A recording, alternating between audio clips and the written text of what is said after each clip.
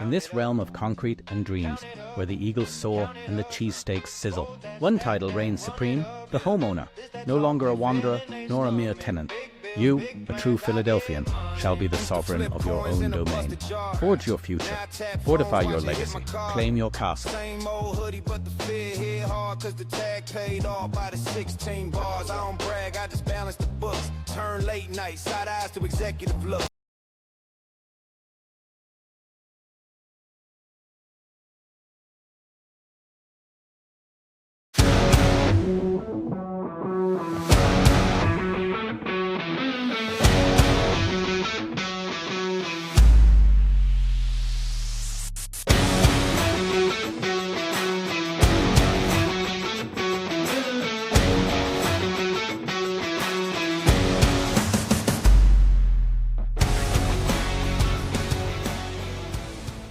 Welcome to another episode of Building Brilliance Book Club. I'm your host, Brian Wilson. This episode is called Father's Fire. We had an opportunity here with the upcoming 2026 Father's Day to sit and have a conversation, a candid conversation with 4 fathers. These are men of varying ages that I've known for many years and have become very good friends with. I've invited them down with me to have an open conversation about fatherhood and what fatherhood means to me and to us as a general, to get a fuller understanding and idea of how Father's Day has changed over the years. I'll introduce my guests and then we'll go with the questions from there. I have with me Derek Jackson, I have Lamont Lilly, I have David Thomas, and I have Lincoln Wilkes. Gentlemen, thank you for being here with me today for this special episode of Building Brilliance Book Club. So I want to get right into it. First of all, I just want to go right at it. What does Father's Day mean to you personally, and how has your perspective on it evolved over time? So let's not all rush to answer these questions. So we're going to start one at a time. We're going to go left to right to start, and then I'll run it back the other way. I know we go oldest to youngest. We're going to go oldest to youngest? I think that's... I guess you're raising your hand for the... Yeah. Okay. Okay, So, David. So I want to add some interesting perspective to the evolution part. Okay. Because when I was a boy, Father's Day wasn't a holiday. And so I can remember distinctly celebrating Mother's Day, but there was no Father's Day to celebrate.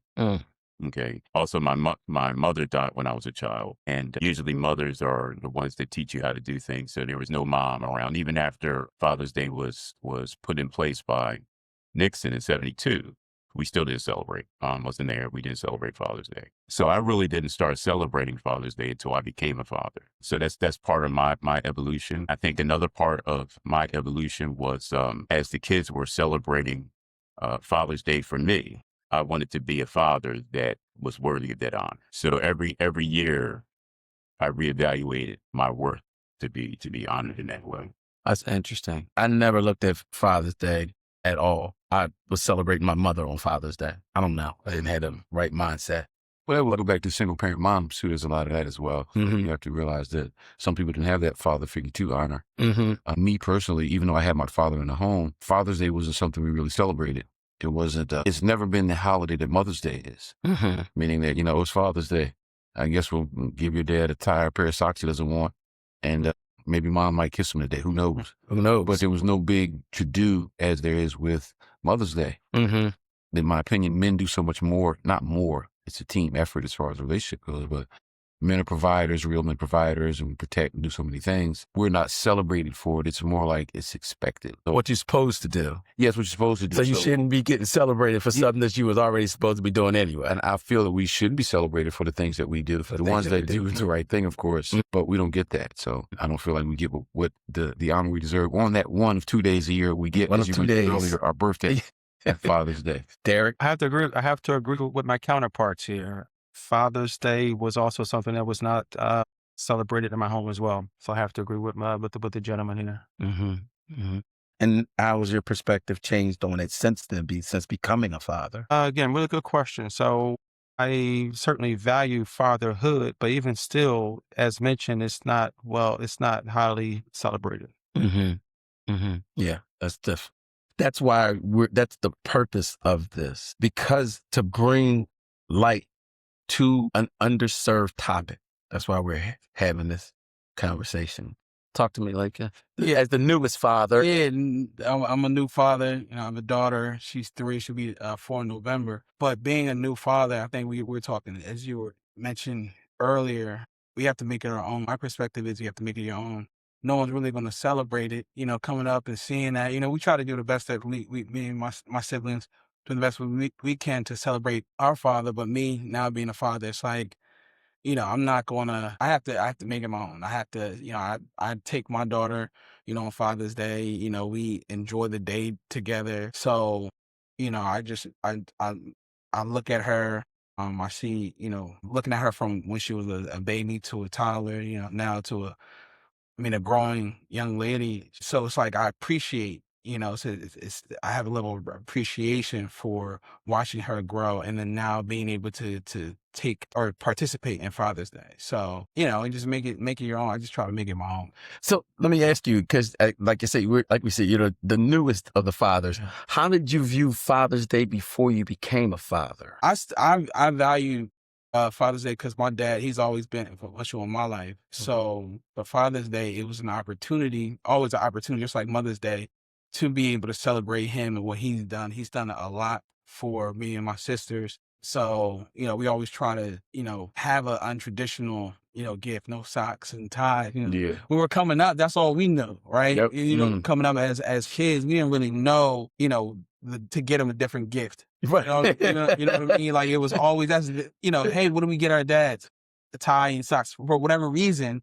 That You know, that's what it was. But as we got older, I understood there's other means of celebrating him, like washing his car, or even taking him out to dinner, taking him out for a drink, getting a cigar with him, going to visit. He lives in Maryland, so traveling out there, and he's very, you know, I just want to be around my kids. So it's like spending time with him and having a cigar with him and just, you know, cooking on the grill. So we try to do different things to find out what he likes and, you know, just focus on that. Here's my next question for you, gentlemen. How do you navigate and challenge stereotypes about Black fatherhood, both within your family and within society at large? Navigate, that's the interesting word. How do we navigate it? For me, I just try not to be that stereotype. I tried as a father to be the best father I could be. Ended up being a single father for several years. And as far as changing stereotype, all the kids on my block, Walton Avenue, you know, my first house, they all congregated to my house. I would take them to Great Adventure. I would take them to church with me. You know, I would do things with the kids because there were no other fathers there. And they respect me for that to this day. So when you say navigate it, not that there was a guidebook or any instruction on how to do it. Right. I just did the best I could with what I had to try and pour that into the next generation because they didn't have fathers. And as far as, you know, the stereotypes, they exist because the family is broken, period. You know, there are not a lot of men in homes. That's Black and white. That's not just us, but men are not prevalent in the house the way they used to be. So how do you celebrate something that you don't see? That you don't see. That, you know, that was the challenge that I had. So I was a stepdad before I was an actual dad. Not having a dad around, like most of you know, I didn't meet my dad till I was 30. And I met him because I found him in the white pages. So, and I established that relationship until he died. I was there with him, holding his hand when he passed. So I didn't have any basis for what a father was, what a father was supposed to be, what a father was supposed to do. I kind of just jumped in and it was baptism by fire for me. I had to figure what fatherhood was supposed to be like, but I only figured out what it was supposed to be like based on the absence of what I didn't have. Do you know what I mean? So I was filling in the blanks of fatherhood. For clarity, can you define what is meant by stereotypes in regards to this conversation? So the one stereotype that I knew growing up was Papa was a Rolling Stone. That was the only song that I knew that related to Father's Day. And when I learned the words to the song, I thought that that's what Father's Day was supposed to be. In my mind, because that's the song they played every Father's Day, was Papa was a Rolling Stone. Wow. So my perception was based off of this song about what dads were supposed to be. I said, I guess that's what they're supposed to do because mine ain't around, so it fits the song. You know, to your point with that song, being younger, as I mentioned earlier, I took that song and put it on my phone when my dad would call. It didn't last long because I thought it was a song. I really thought I didn't know. I didn't have a clue. Yeah, I really didn't until you listen to the words. Yeah, and he was like, "No, take that off, take that off." I'm like, "Do you know what that song is?" I'm like, "No." I listened to it. I'm like, really didn't know. Yeah. Really didn't know. All we heard was doom, doom, doom. Yeah, that's what we knew. You know, right? One of the reasons why we call stereotypes is because the situation is misunderstood. And the CDC did a study on the family. A lot of people do studies on family. And but in preparation, I started doing some research. So I think it was in the early 2000s, the CDC did a study to see what men do in terms of fatherhood. And what they found out is that we actually lead when it comes to the father being present. So we spend more time with the kids than any other male group in our society. Now, we do have some real hardships when it comes to always being there. We have economic hardships that the other populations don't experience. We have incarceration rates that our community experiences that the other communities don't. So we have some hardships that come along with being Black in America. But when it comes to being a father in America, most Black men in America want to be a good dad and demonstrate it, if not on a daily basis because they are home. But if they're not home, that man is still doing something, because a lot of Black American men, they love their kids, even though they may not be living with them. So the research does show that. But I think what happens in our society is there are other forces that want to maintain the myth that the Black man is always at, which is not true. I believe that. Eric, what's your thoughts? No, I was going to say also from experience with some of my grandchildren, the mothers sometimes make it difficult for the man to be in the children's life for whatever reason, whether it's a breakup, cheating, or whatever went on. They create barricades between the men and their children, and it makes it very difficult. And if you're not strong enough, you'll give up, because women got crazy. You're doing right, paying child support and everything, and they still don't want to see your kids. You got a new wife, whatever. Out. So you really can crash out. Yeah, there's some other things that there are a lot of different pieces to this thing. Talk to me there. As I listen to some of my counterparts, not necessarily at the table here, I'm just fortunate to have grown up in a home where dad was there. So a lot of the conversations, a lot of things that are being said and distributed in the community, I'm gonna say the media, I was fortunate to not have to experience those issues, which is why I asked to bring clarity to what is meant by stereotypes. Okay. Wow, that's interesting. Right. So you have a whole different perspective of fatherhood in relation to your own upbringing and your own children. Yes. Wow. Yeah, my dad was in the home too. My parents were married for 66 years. Okay. My dad was a pain in my behind, but okay, I hear that. Whether he fussed, complained, beat me, or did whatever he did, he was there. He was present every day. So what lessons or values did you learn from your own father or father figures? And how do you hope to pass that on to the next generation? I'm going to start down here with the long existing father in the house, man. I'm going to say there's no substitute for hard work. My dad was there, but he wasn't there. I'm going to explain that. Because that sounds like an oxymoron. He worked a 2 to 10 shift at Greatersford Prison. So when I woke up, he's asleep from the night before. When I'm asleep, he's not even home yet. Because again, I'm going to school the next day. So then we had our weekends. Weekends was, fortunately for us, fun time. And that's why when people see my videos and see me out with my voice, I have to make a big deal about it. We're going to enjoy ourselves. Yeah. We're going to enjoy this gift of life, because guess what? As we've talked about it already, tomorrow ain't promised to none of us. No.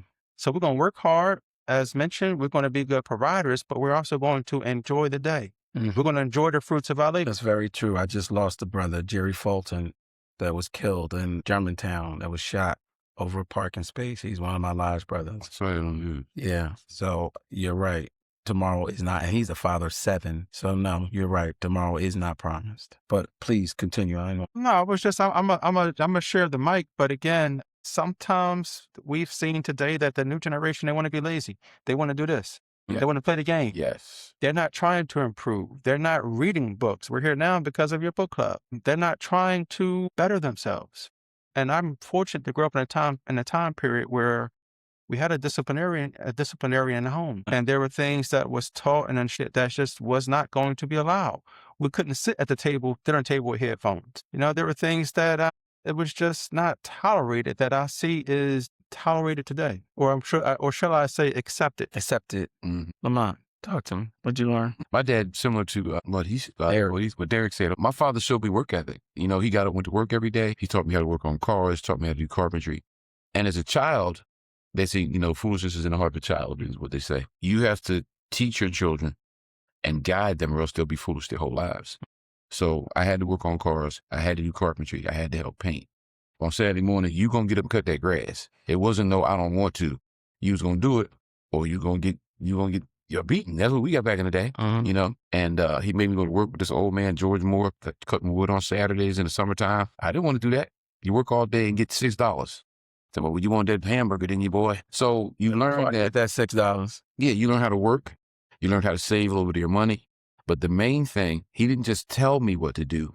I watched him do it. I watched him get up and go to work. Big difference. Sneezing and coughing and leg hurt or whatever, he limping, but he's still going to work. And he taught me work ethic, and he taught me that there are consequences in life for things. If I cussed at my grandma, him and my uncles were probably going to beat me down. There was no, if you do certain things, this is what you get. Nowadays, I think that children do a lot of things and there aren't any consequences. Whereas the father used to step in and be able to be a disciplinarian or provide correction. Now they crucify you if you spank your child or if you say harsh words to them. Yeah. So I learned those things. I think one of the things that we're addressing here is how can we move that forward in today's society as far as we've gone with discipline and accountability. Because kids now aren't accountable for anything.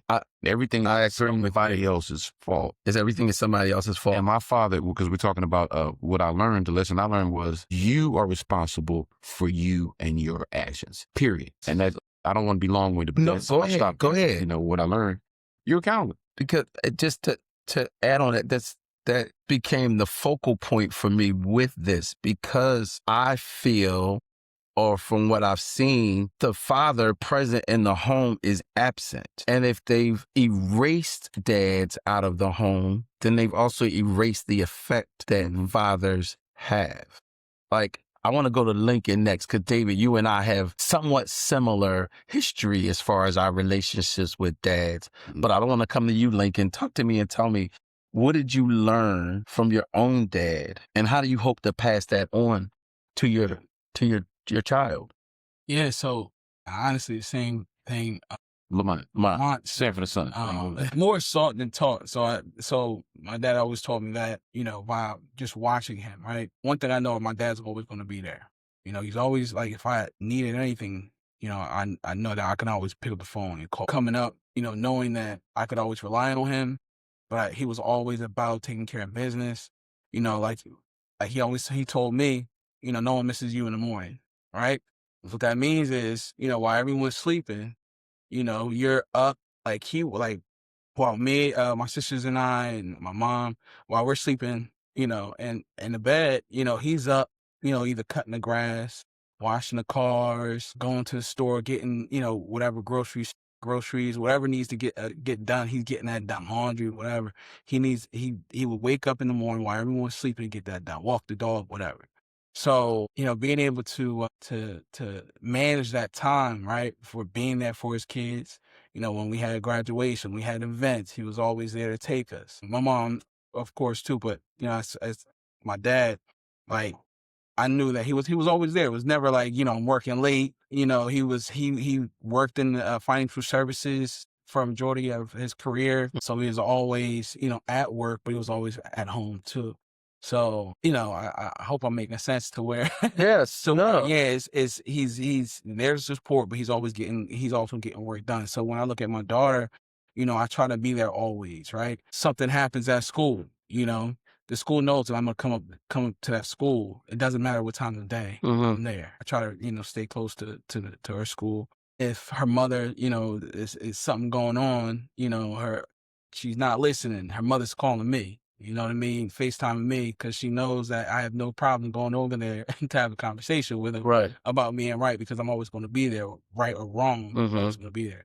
So I try to do that for my daughter, try to just take care of her and try to make sure that she knows growing up that daddy was always there for her, taking care of her. I'm going to be there. Okay. So David, talk to me. All right. So I wanna say a few things tying into Lamont. Now I love quotes. Okay, so I managed to capture a couple quotable quotes. I'm gonna lay some of these on you real quick. Okay. So Frederick Douglass said, "It's easier to build strong children than repair broken men." So tying into what Lamont is talking about, this is a value that I think we're losing in our society, and I think Black men need to get a grip better because of all of the obstacles that are already systematically built into our society. So what Frederick Douglass is saying here, I mean, it's no different in terms of what he was going through. The same racism that was existing then, that racism is still here today. And I think what we need to get a grip on is that we need, as fathers, to work in such a way that we're building our children up in their lives, because that's the time when that building can be done. Yes. So if that child enters their life as an adult broken, then they're going to live with that brokenness probably for the rest of their lives. Then another one, here's Booker T. Washington. The character of a child is built by the daily examples shown by the parents, especially the father who faces the public world. Okay, so tying it with what my brother was saying here. So the wisdom that we need as a community, we already have it. But I think what we got to do is we got to tap back into it. Okay. So and so in terms of values that I've gained along the way, I think that if we can do our job as a father in such a way that it makes our kids easier to honor us, it makes it better on them. So my daughter loves Father's Day. I mean, she's a daddy's girl. Yeah. And what she's typically going to do is she's going to cook me dinner. She's going to prepare a meal, especially for her dad. And she's been doing it for, I don't even know how long now. Nice. But, I mean, I know it's going to happen. Nice. And it's a meal that's prepared just for me. Okay. Now the rest of the family is there, but while she's cooking, she's thinking about dad. What does dad want? What is dad going to enjoy most? And that's one way that she honors me on that day. Of course, everybody else rallies around that whole thing. But being the kind of dad that's present, being the kind of dad that you could count on, those are the things that are going to help. So this was an interesting question for me, and that's why I saved you and I for the last pieces of this. So for me, I did not have any real established, consistent, dedicated father figure around. I had this relative's boyfriend, that relative's boyfriend. I had this uncle who lived in 2 states away. I had this cousin, male father, who lived a couple of states away. I didn't have any of that, right? And then I had my friends. Honestly, I said, for years, I said Furious was my dad from Boys in the Hood. Because in my mind, Furious was the role model TV dad. Between him and the guy from Good Times. James Evans. Those are my images. So when I met my dad before my daughter was born. And I played this fill in the blanks. So my mindset when my daughter was born was to do and be everything that I thought my dad was supposed to have been to me had he been in the picture for the first 30 years. So I was at every doctor's appointment. I missed one, still to this day, I'm still mad about. I went to every graduation, every sporting event, every play, every award, every whatever she had, I was there for. She could not find me. And I made sure that she knew your dad is here. No matter what you think, no matter what's happening outside this world, your dad is present. Now, that was what I thought that a dad was supposed to be. It wasn't until I became a real estate agent and started meeting other dads. And I looked at I didn't look at the absence of my dad as a negative. I looked at later in life, I looked at it as a learning experience. So what I did was I was able to take what I had learned from my dad not being around and then looked at where the gaps were and then used my connections with other dads and other fathers to piece together what I thought a dad was supposed to be.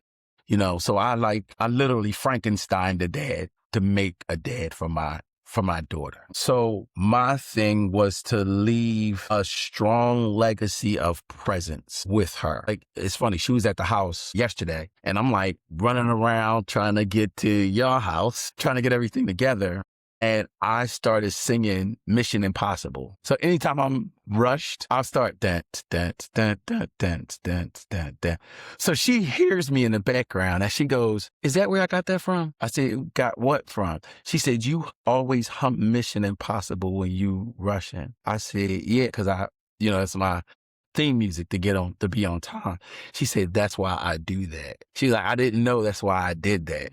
But she mimicked it from me, Watching her father. Yes, watching her father. So it made me feel good that I'm trying to communicate to her. Some things that I'm trying to communicate to her, or I've been trying to communicate to her since that age is actually taking hold. So that made me feel good. More so than talk. They don't even see it. Yeah. They don't even see where it comes from, but they internalize it when they hear it. She didn't even know. She didn't even know. She makes faces I make. I don't even know where it comes from. They say my daughter drives like me. We're not going to even. We're not going to touch. We're not even going to touch that. I touched that with telephone pole. Okay. What unique joys and challenges have you experienced as a Black father, and how do you find support or community in your role as a Black father? I'm gonna just say right at the jump that being called dad for the very first time is absolutely amazing. Yeah. And a lot of times that feeling doesn't go away. When I hear my kids say dad, we could be in a crowded room of people and if they say dad, I can hear it. I'm like almost a mile away. And you there when your children were born? Yes. That was one of those feelings for me as well. I didn't mean to jump on you, man. No, you're when the baby came out, I was like, I made that. There's a feeling. I made this. So that woman over there, we made it. We made this. That was a great feeling, along with the first time they say dad. Yeah. That's why people video that stuff. Go ahead. I'm sorry. No, you're fine. It's like, Daddy. You're like, no, is that for me? It starts before they even can speak. Yeah, it does. Definitely. Because they're, just the fact that they're looking at you and they look to you. I think they're great mimics. That's why you're. Yes. So they study your every move. When your child, the baby, grab your finger for the first time, when they first latch on and they're pulling wow. It's just a development over time of seeing them come out to growing, to calling you dad, to them becoming teenagers, adults, having children, grandchildren. There's so many instances and so many emotions in that life experience.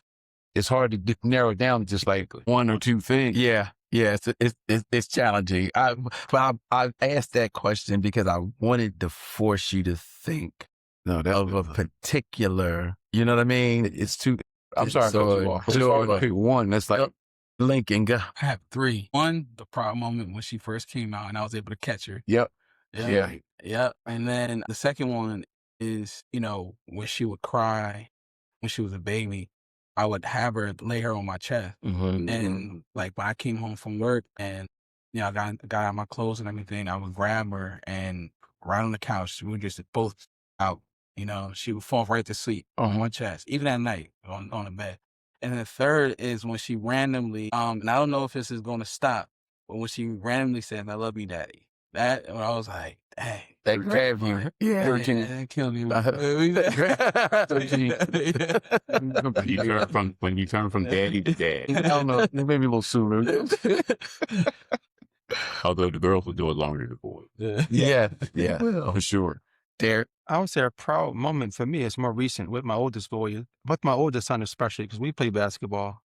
And I've been beating this kid his entire life. Not anymore. I had that moment. I watched him on Facebook. Here's the worst part. When they finally stopped taking their beatings, I watched them. I crack up every time. They'll talk some junk to you, and you don't like it, but tough. You talk junk when you was winning, but youth is gonna get you because Father Time is working against It's going to get you. Youth is going to get you. Go back to your prime. Can't be in your prime. So for me, my joy was obvious. I was there when my daughter was born. I cut the umbilical cord. I was the bully in the room. The doctor was mad at me. The nurses were mad at me. I was like this. I was there. This is where I was when she was crowning. And the doctor was looking at me like, Mr. Wilson, you're in the way. I said, this just in case you miss. I'm here. And I've been there in my mind. I've been there. But the joy came was when Dad was her first words. And it drove her mother crazy because all she would go is, da, da, da, da. She would look at her and be like, you can't say mommy. She would go, da, da, da. So that was the joy for me. I find support in my community. So I'm a Mason. And as a Mason, I'm a part of a program called Adopt a School program. So we've adopted our namesake school, Prince Hall, as our school. So we go to Prince Hall. We have Youth Day. We have Boys to Men Day. We're there for their graduations. We're there for their first day of school. They get to see us present. They get to talk to us and have conversation with us. In that, I get to communicate and share things with kids 9, 10, 11, 12 years old about things that I wish somebody had told me when I was that age, So I'm able to garner all of my past experiences as far as being a dad, watching dads, and then, and then collectively share that information with the next generation of kids coming up. So that's the joy that I experienced being able to transition that knowledge that I've gained. I got one last question. So how do you hope to shape the narrative around Black fatherhood for your children and for the broader community? And I want to this time start with the new dad and then work my way around. So, what I've been saying the whole time is making sure that I'm there to teach her. We were in the pool earlier today, and I'm there to teach her how to swim, right? So I'm gonna be there to teach her everything, as she gets older and grows into a young adult, into an adult. There was something that's been on my mind since we were talking about, which it answers your question. So I'm on the board for an organization. It's called All Mentees on Board. And it's a youth mentorship program for young women, right? So there was an orientation, and I just saw how real time, how the founder, her name is Alicia stood in front of the girls and told them, certain things like don't, come into this program with scarves on your head, with bonnets. When I speak to you, you make sure you answer yes or no. Just be responsive when I ask you questions. Things like that. Just teaching them these things, right? On the flip side, I'm also part of a fraternity, Kappa Alpha Psi Fraternity Incorporated, and we have a guide-right program, and we have a similar program, right? A youth mentorship program, but there was a different connection to where like we're focusing on young men, right? Now I have a different feel of or thought or perspective about how to approach these young men and being direct and saying, being direct, like, if you're going to shake someone's hand, make sure you have a firm grip. If you're going to Eye contact. eye contact. Mm-hmm. If you are, if you're walking through the door, women are coming up behind you, make sure you open the door for them. Things like that, chivalry. And I didn't really understand how to actually relay this information to them until I saw that, which is very simple, but until I saw Alicia, be direct with these young girls and just tell them straight up, because they're looking at her as a figure, right? As another figure, right? Just like these young guys are looking at us as father figures in our community that don't have the same opportunity. Right? It's all right, dog. We all dads here. Yeah, so there's a different now. I'm approaching this. I've been in the fraternity. Spring 2015 is when I came into Bond, and I'm 11 years in, And I still didn't really understand how to actually approach the young men. You know, I had after a question, seeing yeah. that, after actually seeing that, so my perspective has changed. You know, going out, coming around this new fraternal year, now I know how to, you know, I guess present myself or connect with these young guys. Nice. We had a program, you know, A time? Yeah. You know, we had a program, we express ourselves, do music for the kids in West Philly. And the question is to add the question, not question, but to further discussion. Someone is my age, I'm 60. I don't know how he is, but he told me I was not at his level of age goes. But for someone my young bucks, it's a little more difficult for me to relate to some of the younger people that he might be able to relate to because he's not as old as me. And the respect, and when you try and teach young people those values, like holding the doors for women, or, you know, walking on the side of the street, or the things that we grew up knowing, they're not important to them. So how do we teach them and also give them the value of what it is we're trying to teach them? You know what I'm saying? Mm-hmm. Like, because to them, they're like, I ain't opening no door for these girls. They go, what yourself? Yeah. And then with equal rights and the way they try and make women be men now, it's like, well, I open the door for a lady, and she's like, you ain't hold the door for me. So when you have that, the two sides of it, it's like, well, if I hold the door, I might get yelled at because she might be whatever her pronoun is. Mm-hmm. And I'm not trying to be political, but, you know, it's how do you cross that bridge to make them understand the importance? How do we do it? I mean, I'm 60 from my age. I know you're younger, but how do you connect? I think the advantage is the programs, right? The programs does, you know, a kid off the street, I don't mean that literally, but kid off the street that's not in the program, they're not willing to hear, you know, they're not going to be as receptive. Because coming in, if you're going to bring these kids into this program, they have an understanding already that they're going to learn. They're here to learn something, right? Just like when they come in and have the orientation, you set the expectation.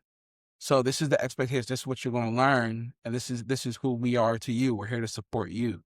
But if you don't know that, you know, if you're not, I feel like that those programs are an advantage for us to connect with the younger men. But how do you find that audience? I mean, how do you get the ones that really need it into the program? Yeah, that's a very good question. I want to keep this moving. I'm sorry. I don't want to. I don't want to take this out the box, and I want to ask. That's wisdom. Derek, what's your take? My thoughts is that we have to kind of get back to the roots. I mean, it's a shame, but for the most part, our communities, as far as the kids coming up, as touched on, they're not learning business.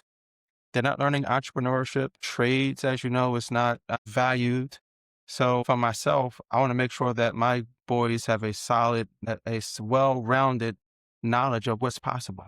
Okay. David, wrap us up. All right. So I think the importance of being able to model fatherhood is important. Programs are great, but I think every Black man needs to, you know, understand our own responsibility as it comes to representing manhood from our perspective and fatherhood from our perspective. So, and I'll let John Lewis help me. So he said in a talk, he said, we must take care of our children, guide them, and show them how to walk in love, peace, and purposeful trouble. So that's John. Purposeful trouble. Okay, so I think it's important for every Black man to take on that kind of responsibility, particularly the purposeful trouble part. Because of what goes on in our society, we still have these systemic issues that we still have to overcome. Yeah, you know, and I'm hoping. It would have been great if Dr. Martin Luther King's dream came true before I die, but that's probably not going to happen. But that doesn't mean that we stop pushing forward. Right. Okay, we don't stop pushing forward because the world is better now than it was before. There are opportunities that Black folk can step into now that we could not step into before. And we need to keep that going. But the way to keep it going is to make sure that fathers are taking a lead and that they're modeling what it means to be a man. Not just male bravado. I like what John Lewis highlights, you know, guiding them, showing them how to walk in love, how to walk in peace, okay? And then how to walk in that purposeful trouble. I'm somewhat disturbed about the falling rate of votership, particularly in the Black community. You know, so this purposeful trouble thing, modeling that letting our boys know it's important. This is important too. Okay. You can't give it up. And so we need to do it all as a dad. But I think the other thing that we need to remember is that it needs to be done whether we're celebrating or not. Yes. Because for Right. We don't, that's not a choice. Right. That's not a choice. We didn't go. Right. It's not, it's what the work that needs to be done isn't optional. Right. It's not an option. reflected in the fact what we're talking about Father's Day, how we're not really celebrating. So it's not, Right. that they're still on the same point. Okay. Okay. Gentlemen, doing this. Thank you for attending this episode of Building Brilliance Book Club. You'll find us on buildingbrilliancebook.club. We're also on social media on Facebook, Building Brilliance Book Club. And you'll also find us on our website. And then you'll see this episode aired on Father's Day. So I'd appreciate it that once it comes out that you gentlemen will also share it to your social media. Invite your friends and family to comment. Let's keep this this Fathers on Fire thing going, all right? Thank you. Timid, look, wait. I got people trying to wish and pray that I'ma fall about it, all about it till we spoke in person. Don't wanna talk about it now, huh? Oh, you sound tough, Tony with them, don't get wound up. How you wound up? Another number in the round up. Put the town up, I built this thing up from the ground up. And if I bounce up, I get my crown stuck. Green light go, got the east side flow. I'm a giant in the space like FIFA4. All the kids sing along like EIO. Every time when they see my show, thinking that it happened overnight, yeah, it didn't. In it for the long haul.